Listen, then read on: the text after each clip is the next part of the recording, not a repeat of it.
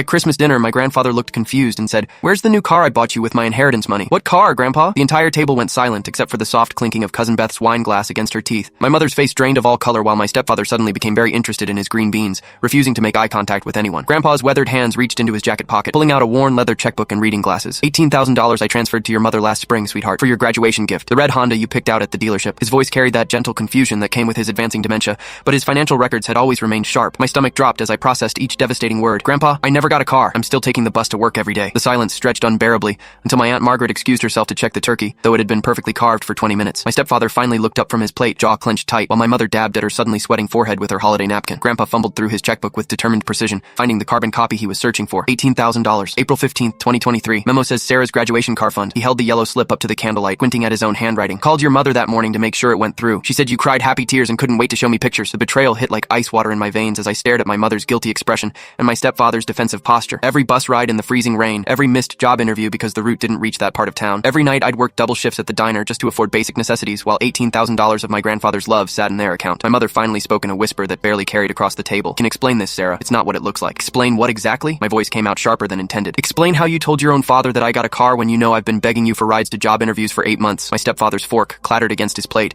as he finally looked up with something dangerous flickering behind his eyes. The rest of the family sat frozen, probably calculating how quickly they could escape this genetic crime scene. Grandpa's confusion deepened as he looked between us, his mind struggling to process why his generous gift had evaporated. "But Dorothy, you showed me the pictures on your phone. The red Honda with the bow on it." Sarah was so excited she was crying. His voice broke slightly, and I realized this sweet old man had been living for months believing he'd made his granddaughter's dreams come true. My mother's hands shook as she reached for her wine glass, downing half of it before attempting to speak. "The thing is, Sarah, we had some unexpected expenses with the house repairs and..." She trailed off as my stepfather shot her a warning look that could have frozen the gravy. The pieces clicked together with sickening clarity as I realized they'd been actively deceiving my grandfather about it for 8 months. "Show me your bank statements," I said quietly, my voice carrying the kind of deadly calm that comes right before someone completely loses their shit. "Show me exactly where that money went." The Christmas tree lights twinkled mockingly, while my entire family sat in stunned silence, probably realizing their little secret was about to explode like a nuclear bomb at the dinner table. 2 hours later, after Grandpa had been taken home and the family had scattered, I sat in their living room with bank statements spread across the coffee table like evidence. The $18,000 had been systematically drained through casino ATM withdrawals, luxury restaurant charges, and payments toward my stepfather's motorcycle I'd never even seen. The red Honda with the bow had been a complete fabrication, probably a stock photo they'd shown my grandfather. When I contacted an attorney the following week,